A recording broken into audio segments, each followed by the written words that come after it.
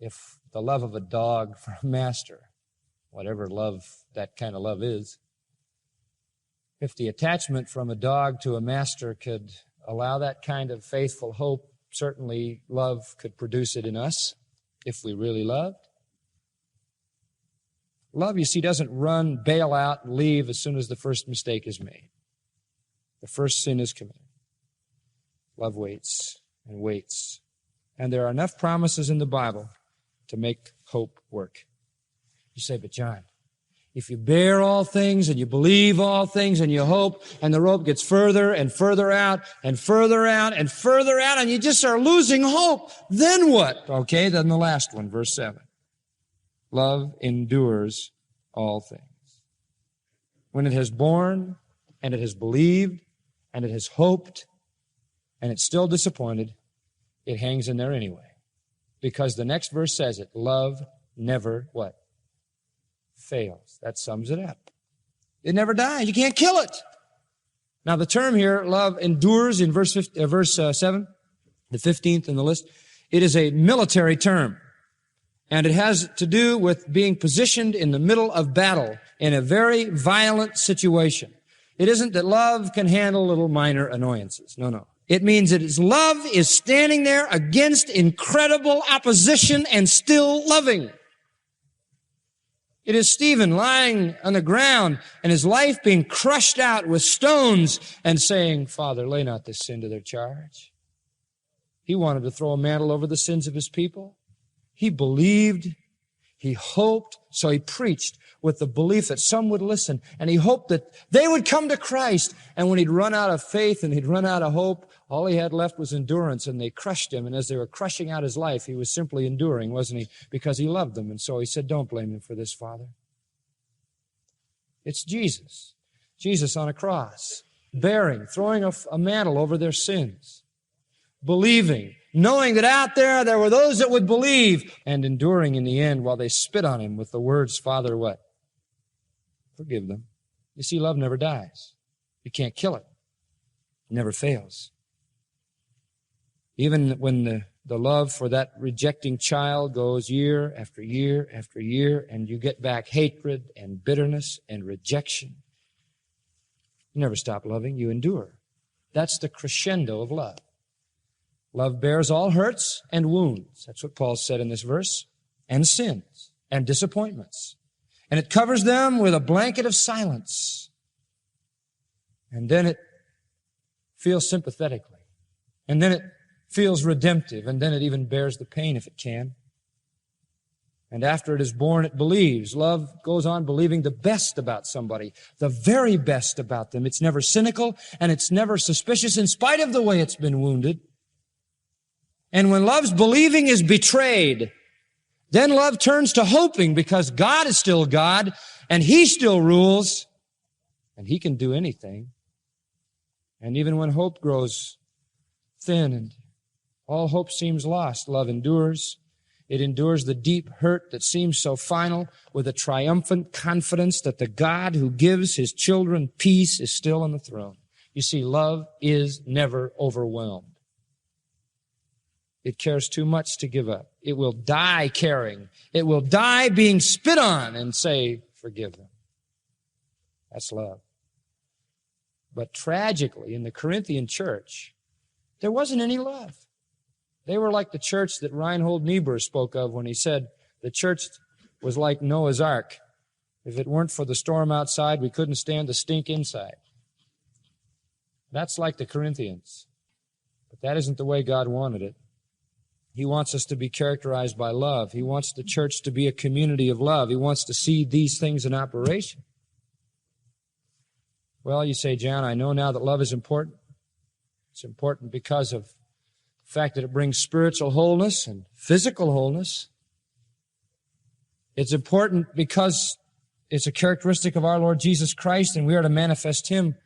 And I see what it is now. I see what it does and how it behaves, but how can I get that going in my life? I mean, how can I begin to see that in my life? Let me give you 5 things, and I'll close. I'm just going to list them. These are the 5 keys to loving. Now, if you get these things going, you're going to experience this love. Number one, acknowledge it is a command. Acknowledge it is a command. Acknowledge that loving is commanded, that it isn't something you can pick and choose about, that it isn't an option. Acknowledge it is commanded by God that you love. So we're not dealing with something that's whimsical here. We're dealing with something that is absolute.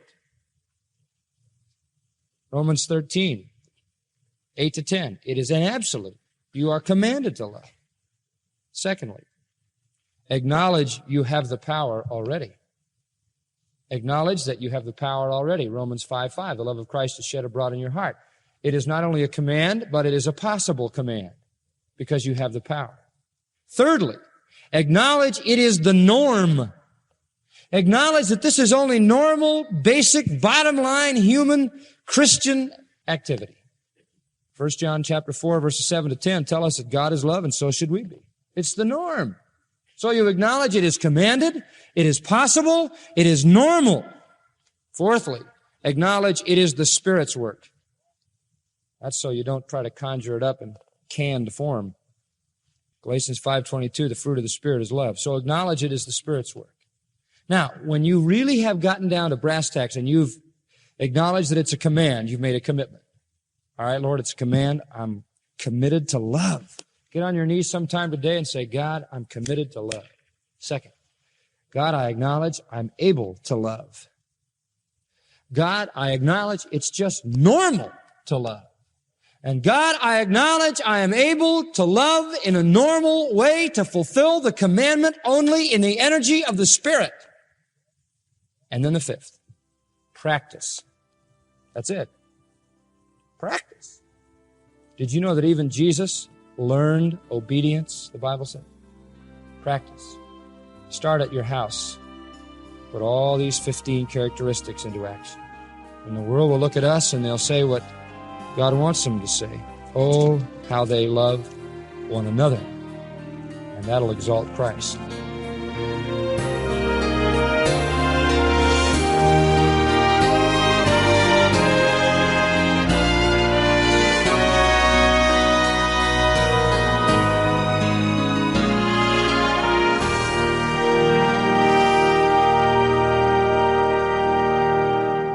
That's John Macarthur, president of the Master's College and Seminary, showing you what true love is and how to put it into action in your relationships with family and friends, even those you have a hard time getting along with.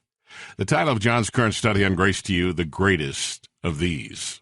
John, that last point in mind, the fact that we're to practice loving who God ever used. He didn't use them because they always had so much light, so much knowledge, so much goodness. You see all this other stuff. Everybody's posting on Instagram, and they got all these lights that are so flattering and all these filters. But the God of 4 a.m., the God of 4 a.m., the God who got up from the grave in the physical body of a man named Jesus. In John 20, verse 1, it says, while it was still dark, Mary Magdalene went to the tomb. Why? He didn't get up when the light came out. Easter didn't start with a sunrise. It started in the dark. So if you are in the dark today and you don't know and you can't feel, and my God, why have you forsaken me? And how does this end? And why does it hurt? And when does it stop? And when can I leave? I need you to know that He's watching you and keeping you and holding you and with you in the fourth watch of the night.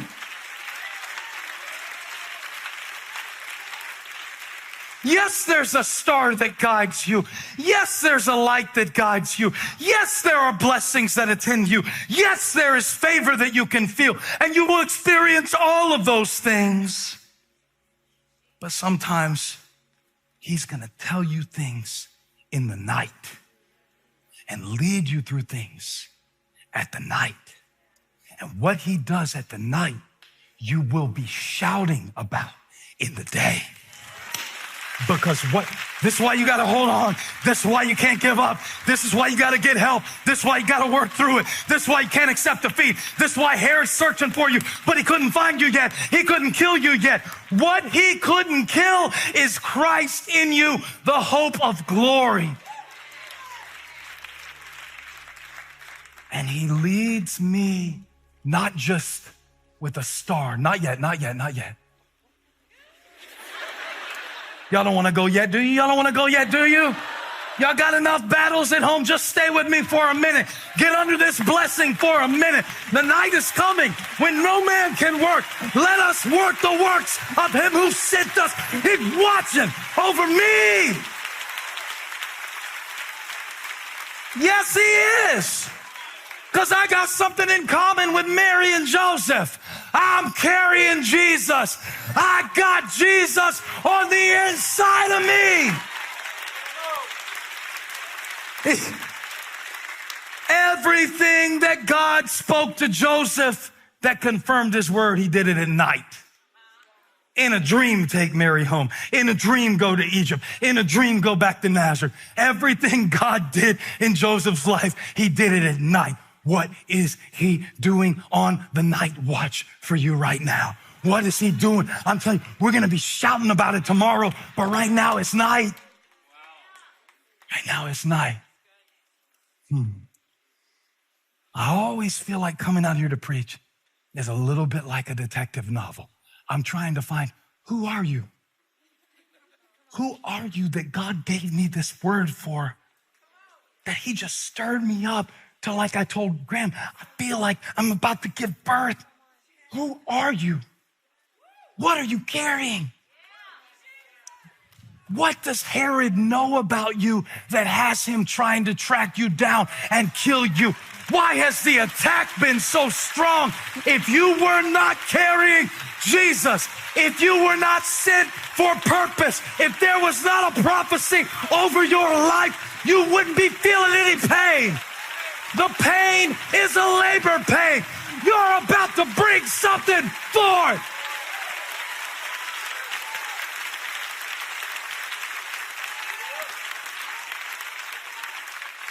And it made me think that this is not the only Joseph.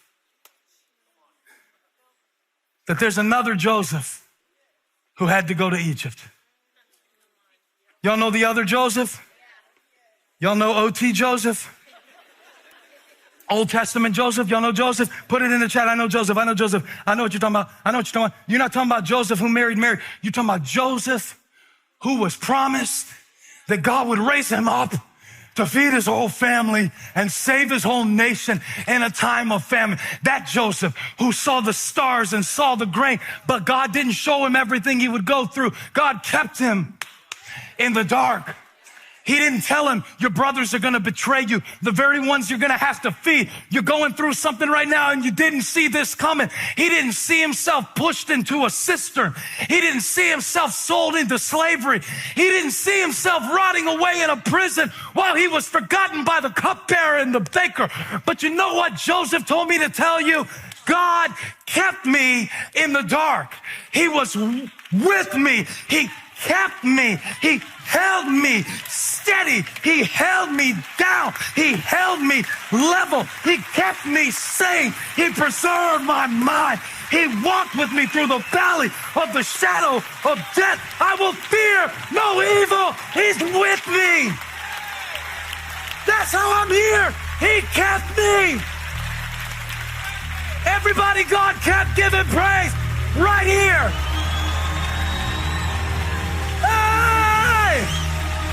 He kept me. Oh, he kept me in the dark.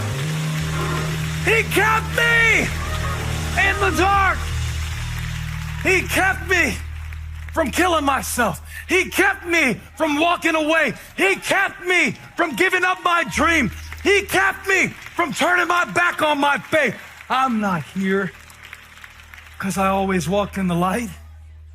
I'm here because he kept me in the dark. That's how I got here. He kept me in the dark. He didn't tell me everything. That's how he got me here. He told me one thing at a time. And that's how he's going to speak to you. One thing at a time. One thing at a time. Give us this day our daily bread. He kept me in the dark. If God told you everything, you start spazzing out.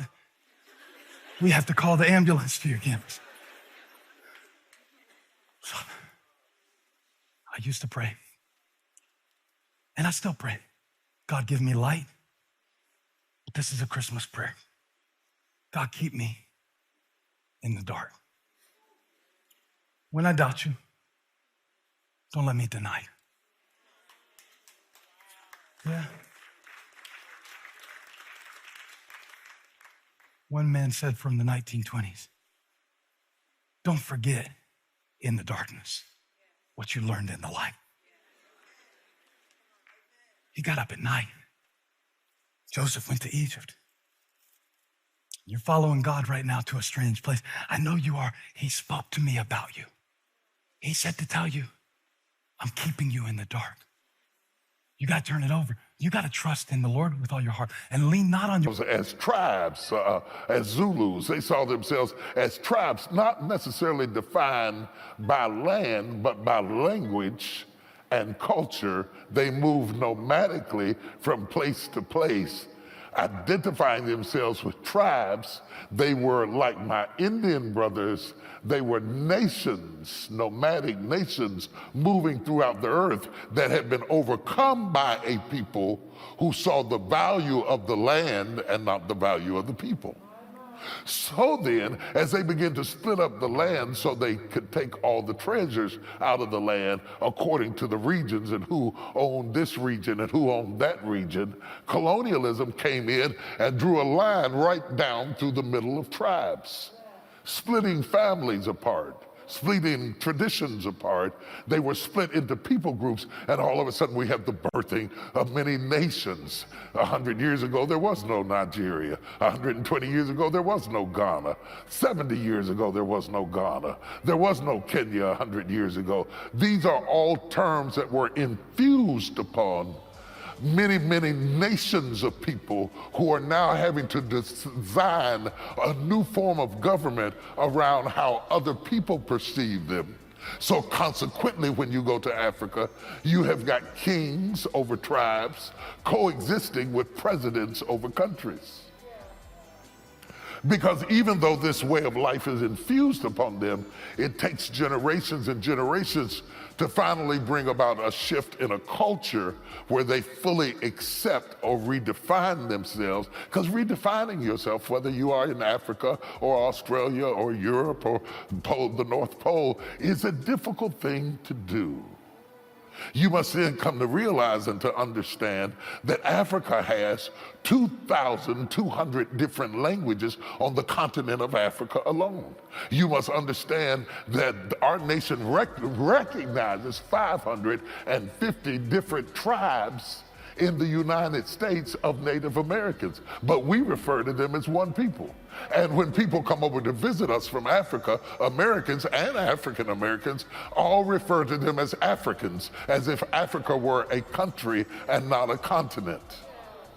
So we are wrestling between how people see you and how do you see yourself.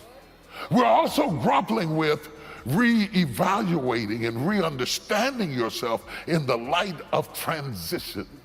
There is transition going on here, massive change going on in America, going on in Africa, going on around the world, and it is going on in our text.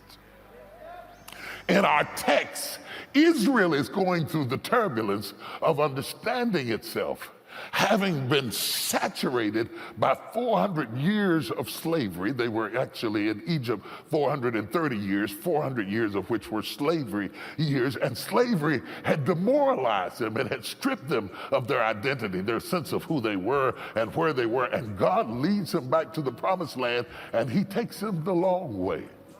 Because he knows it's going to take a long time for them to redefine themselves. You don't wash away 400 years in 4 minutes.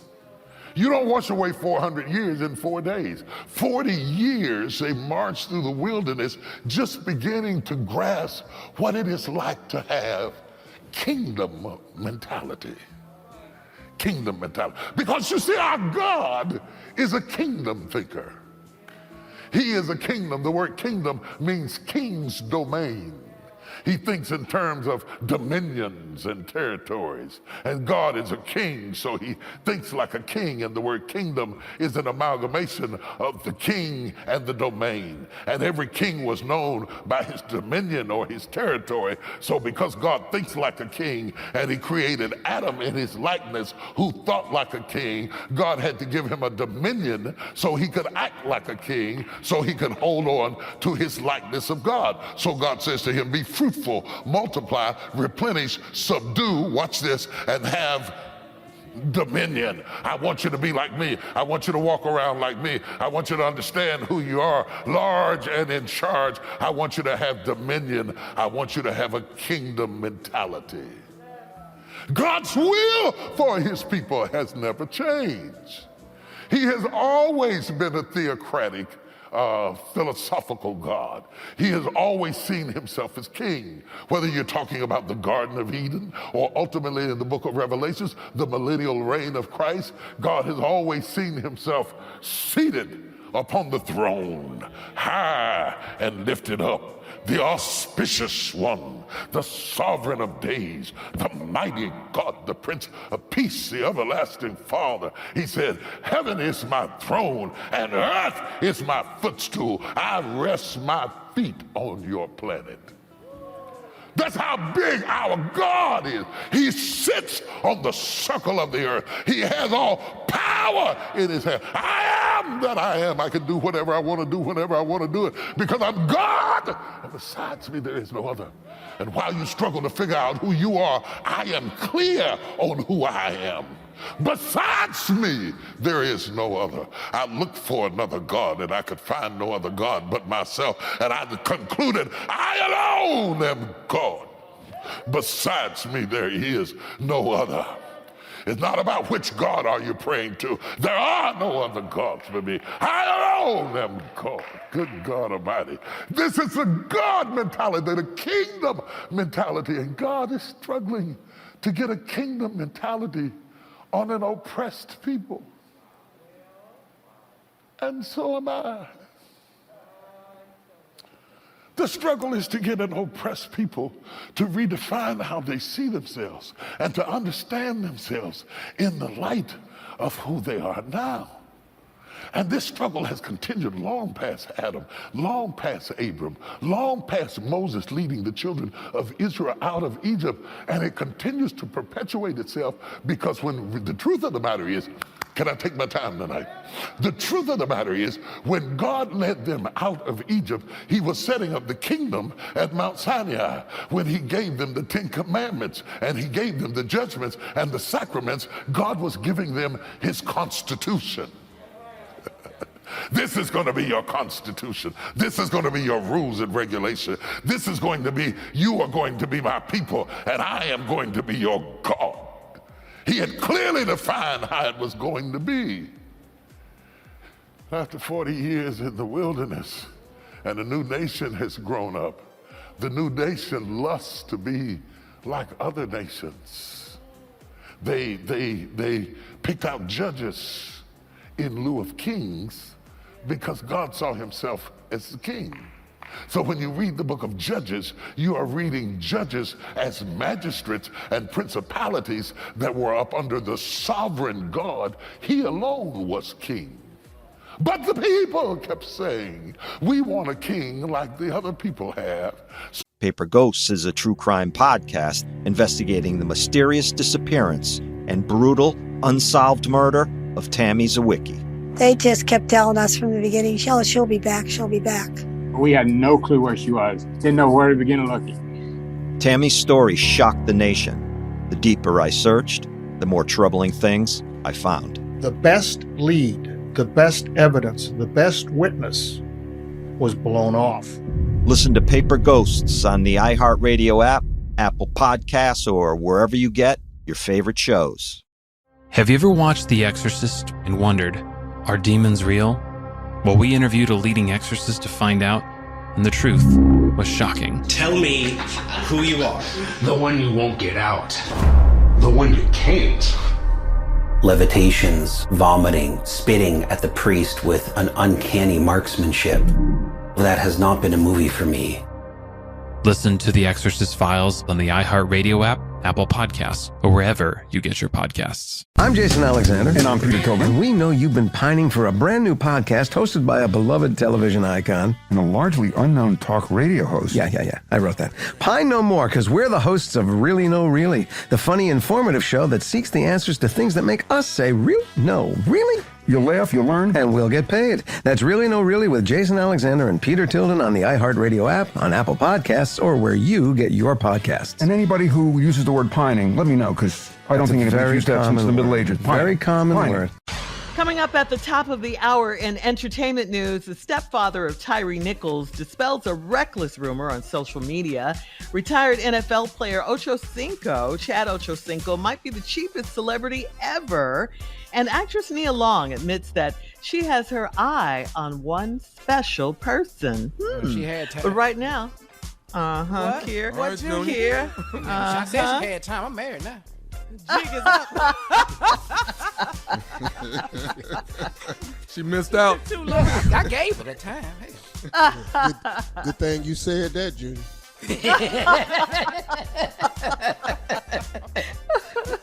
Right now, it's time to ask the CLO, our Chief Love Officer, Steve Harvey.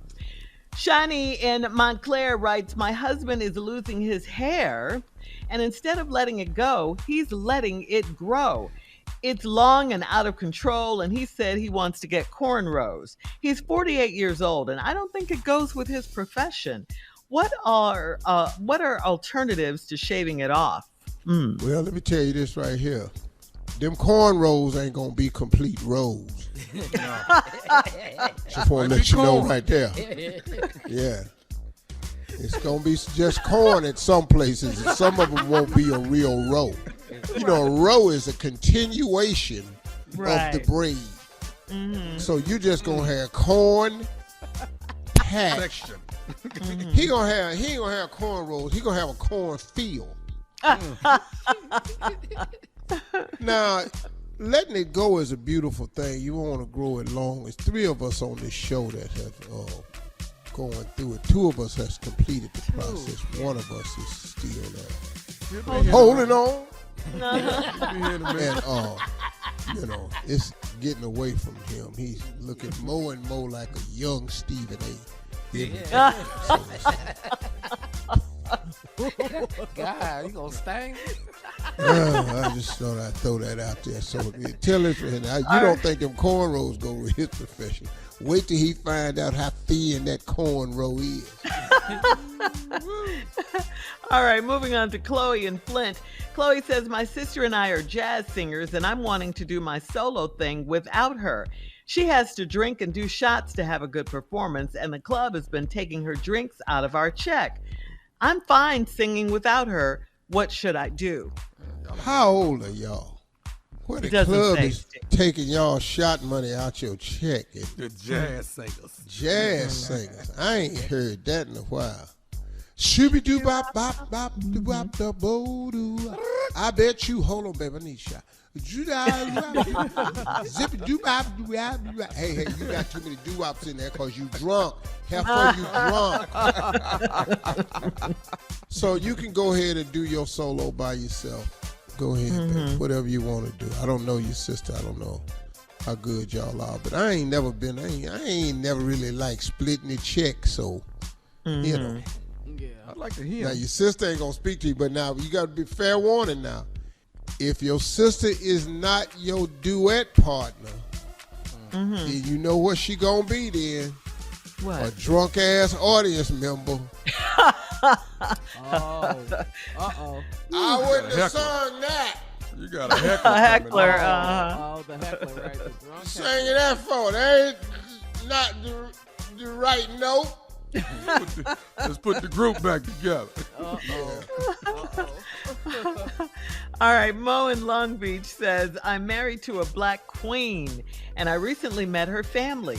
We met online and were married 5 months later because she got pregnant right away. Her dad says I can't call my wife a queen because I'm white. He also had a few other rules I have to remember when I'm around him. Is he making these up?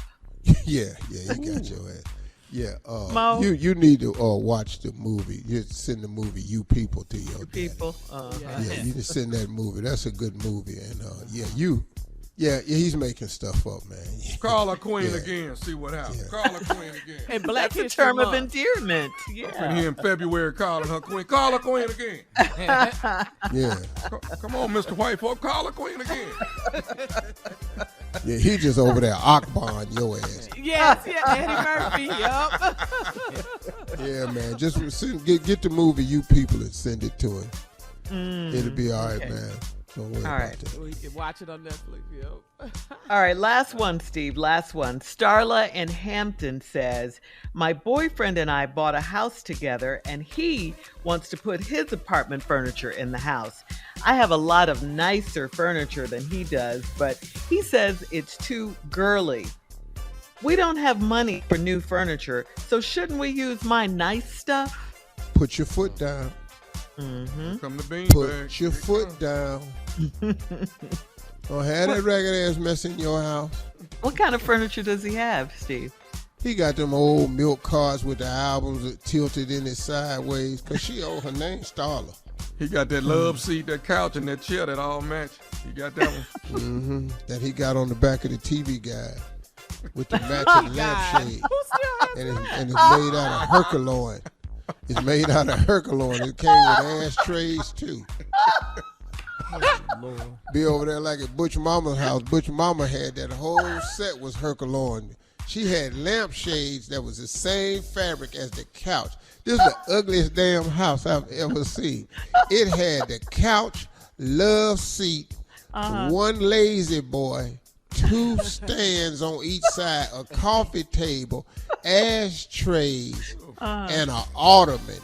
All that was in gold and brown. Vaccine safety, close quote. It seems to me especially vital that we broaden our understanding of the history and current state of vaccines, because over the summer, many who chose vaccination for themselves concluded that it is acceptable to mandate vaccines for others, including those who are reluctant to get them. That majority entered a state of crystallization, a term I borrow from the French novelist Stendhal, who applied it to the moment when a person falls in love. Feelings that may have been fluid become solid, clear, and absolute, leading to all or nothing thinking, such that even the beloved's blemishes become signs of their perfection.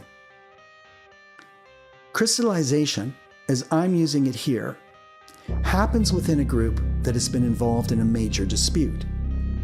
For a while, there's an awareness that some disagreement is in play, and people are free to have different opinions. But at a certain point, often hard to predict and impossible to measure because it is happening in the wider culture and not necessarily at the ballot box, both sides of the dispute become aware that within this mass of human beings, there's now a winner.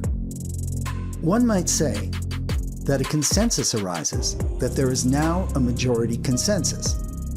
Suddenly, certain ideas and actions must be applauded, voiced, obeyed, and acted on, while others are off limits. One person who understood how this works intuitively was Alexis de Tocqueville.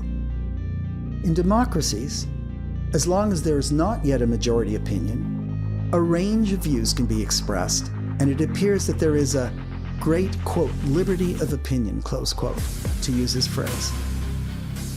But once a majority opinion forms, it acquires a sudden social power, and it brings with it pressure to end dissent.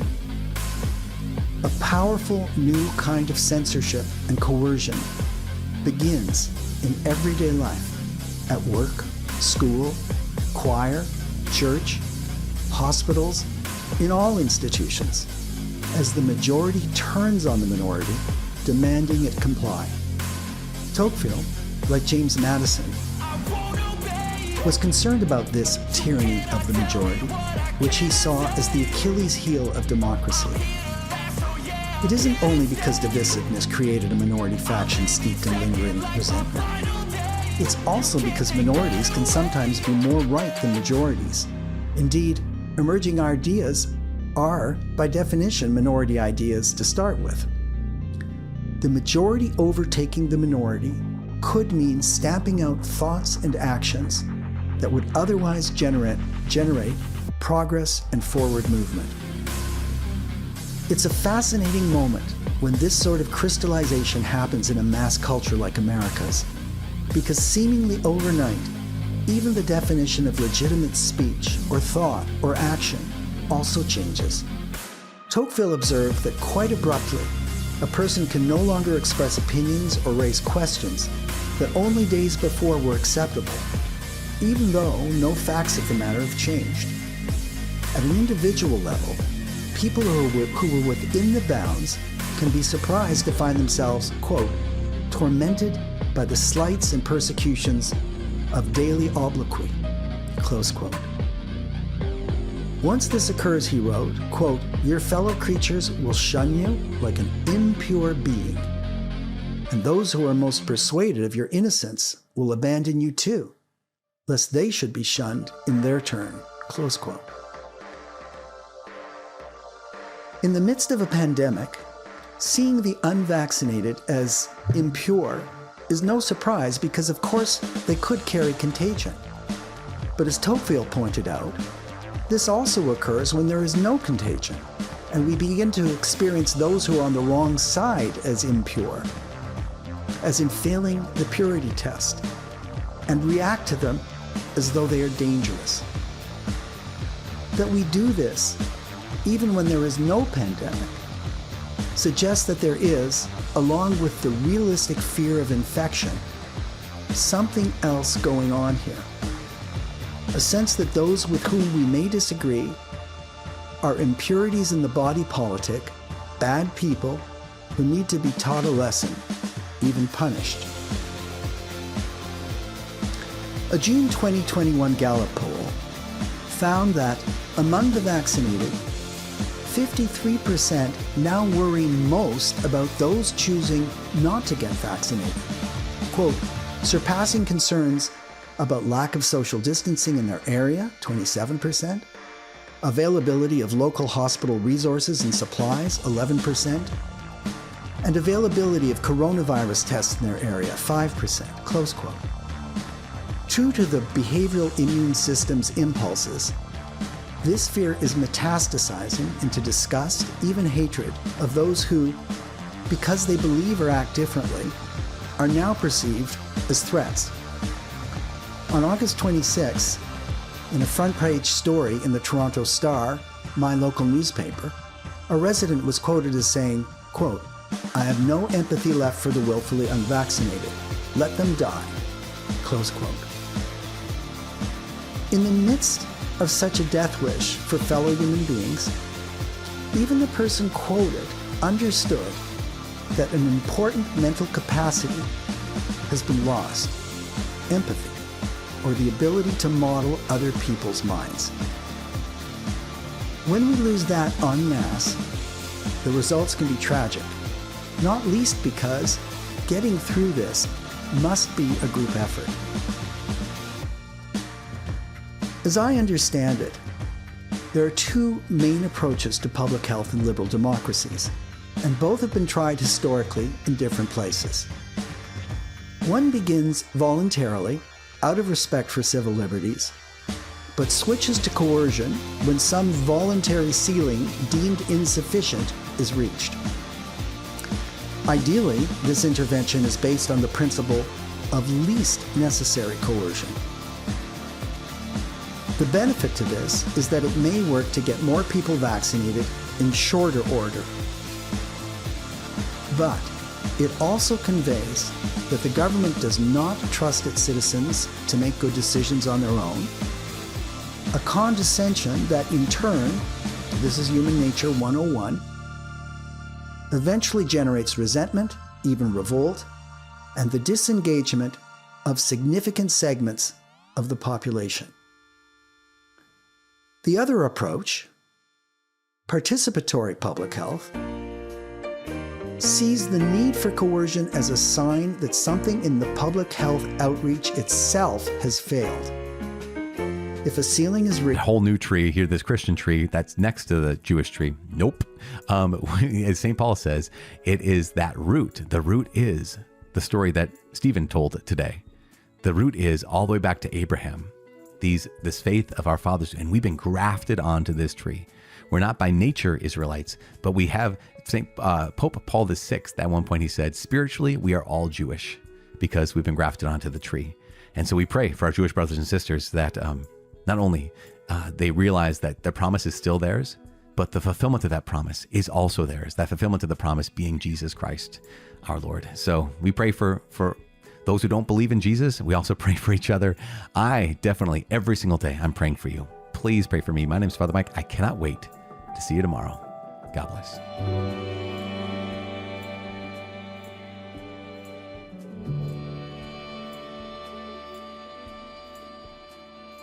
And so when I saw those three things happening together, and I remember back, I have to study history. If I didn't see many cases of it, I need to study. So I needed to go back to see many of these cycles. I needed to go back 500 years. And I studied dynasties in China since the year 600 to see these cycles happening, and they all happened in the same way. So I know where we are. You studied them in Rome as well. So the big empires all across history, you've seen the exact same pattern. Now, some are longer, some are shorter, just like a human lifespan. What has been, what is the average? If I remember, it said 250 years. It's about 150 years, give or take about 100 years. Right, okay. So, we're, a real good long one is 250 years. A short one is about 50 years. They're typically, let's say about 150, but it'll vary a lot, just like the life cycle, as you gave the example of. What we're talking about is having kind of the checkup from the neck up, if you would. This is the medical on that person. We know where we are in terms of the length of the life of this particular world power called America and this cycle. But more importantly is we can measure the causes and the sources, and these three are the primary ones. And it's not just, I just want to clarify and make sure I'm getting this correctly, it's not just printing more money, it's spending way more than you earn is the fundamental that cannot be sustained. It's abusing basically the reserve currency. And then it's because of the wealth gap that's expanded. There's a difference in what people expect. They expect, people to get wealthier. They don't want to work as much. And it's not just wealthy people. Everyone is wealthier comparatively where they were. And so now there's competition that starts to be created. And because there's conflict and you're weak financially, you're weak fighting each other, now an external power that's on the rise can begin to displace you, and usually it will be resolved, as you said, in a war. So those are the elements that we're on right now, and I really appreciate you walking through the different wars and the fact that they tend to have a sequence as well, ending with a real physical war, since there's no court to go resolve this. And we can talk about the UN, but not everybody abides by whatever the UN's going to say. But war basically flattens that. So tell me this, what made you at this stage decide to do this level of study? Because you've always been a student of history. Just seeing these three patterns, is that what it happened? And tell us a little bit about your methodology. I studied history going back to about 1900, but that wasn't good enough. The 1900 allowed me to anticipate the 2008 financial crisis and so on, but actually to think about the rises and declines of reserve currencies and empires, because these cycles take so long, I had to go back 500 years, which one thinks of as long, but it's not, because in those cycles, even there's a limited number of cycles. So like you say, if a typical life cycle is 72 years old or whatever the number is along those lines, and you want to study, a few of them, you want to study as many cases as you can, you need to then go back and see those number of cases. But in that 500-year period, I studied the 10 top empires, and I saw they all had that cycle. And then I also studied, like you say, Rome and others, and I saw they all have it. So it's like a movie that happens over and over again. It's almost as though the same story happens over and over again, and the only things that change are the clothes that people wear and the technologies they use. Well, I have a parallel of that in my own life looking at human beings. I began to realize early on, that's why I've been to help so many people, there are not unlimited personalities and there are not unlimited values. Well, there's complexity. It's not infinite complexity. And there's a limited number of them. And there are certain patterns that occur most often. You can take most people's problems and chunk them into 13 different types, and then you can have a million solutions for them if you can anticipate. And the power that you brought, and what I hope people are listening to, they may not be excited hearing. A lot of people start to read the book, or I mentioned to them, they go, oh, this is depressing. I said, no. That's like saying it's depressing to know if someone, is aging too fast, or if they have a disease or cancer. If you know you got diabetes, you can do something about it. And you may not control your life to live for everything, because everything changes. No one wants to hear this, and everything ends. But something new begins. After the night, there is the day always. After the worst winter, there is a springtime. And when you're in the middle of winter, when things are going good, people think it's going to go good forever. When things are going bad, they think it's going to go bad forever. No pandemic has lasted forever, including the one we just went through. No war has lasted forever. And I want people to understand, though, if you don't know, if you stick your head in the ground, you're going to pay a much bigger price. So you have done incredibly well in helping organizations, individuals, and countries even to produce great returns, because you've been studying the past to understand the future and the present and the future. What made you do this though now? What was your methodology? Just a little bit more different than a historian. You even sent it to me. You had it sent to so many people in different walks of life to give you feedback. You don't just decide, I see something. I want people to understand how you challenge your own thoughts to come to this. I'm practical. Mm-hmm. I have to bet today on what's happening today. Right. I have to bet tomorrow on what's happening tomorrow. I'm not a historian who just likes to read the stories of history. I'm a practical guy who's got to place a bet. My performance is measured to 3 decimal points. I have to do, this is practical stuff.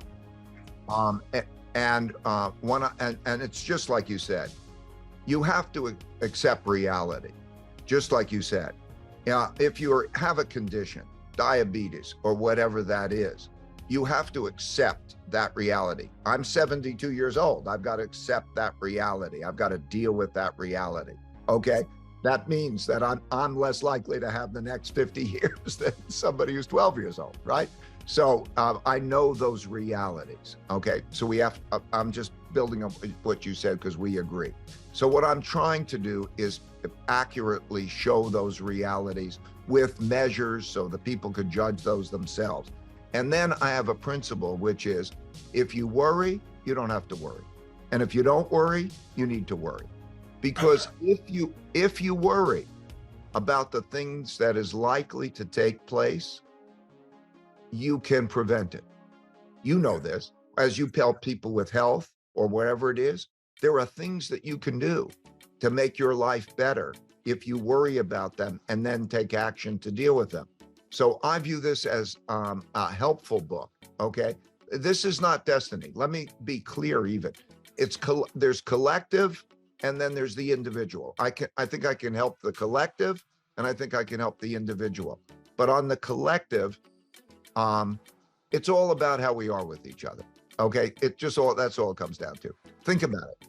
We have more wealth in the world than we ever had, and we have longer longevity. We put more output per person. We have more wealth, and we also have the fabulous inventiveness of technologies that help us to think and invent in a faster way, artificial intelligence and the like. We've never been better, and we're probably going to keep improving at a faster way if we don't damage you. A lot of editing and drop some titles in, and it should render, hopefully have it ready by the middle of next week. Middle of next week? Yeah. I don't know. It seemed to go faster just a few months ago. Oh, you're a funny guy. Well, we'll see if it comes before that. That's great. So it's just trying to remember how this works, right? Yes, I'm trying. Well, there is that, trying to remember how this works. Yeah, it's a new task on my plate all over again. Yes. Okay. All right. All right. Good. Didn't take me as long to prepare for the debate as anyway. Ouch. Actually, right along those lines, before we go to the billions of phone calls that we have waiting online at 877-753-3341.